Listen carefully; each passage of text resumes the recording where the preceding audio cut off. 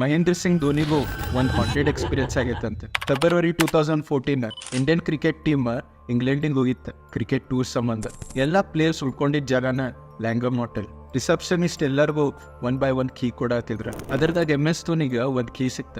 ಅದು room number 333 ಇತ್ತು. Match ಮುಗಿದ ಮೇಲೆ MS ಧೋನಿ ಆ ರೂಮ್ ಒಳಗೆ ಚೆಕ್ ಇನ್ ಆದಾಗ ಅವ್ರ ರೂಮ್ ಭಾಳ ಪೀಸ್ಫುಲ್ ಆ್ಯಂಡ್ ಕಾಮ್ ಅನ್ಸ್ತ.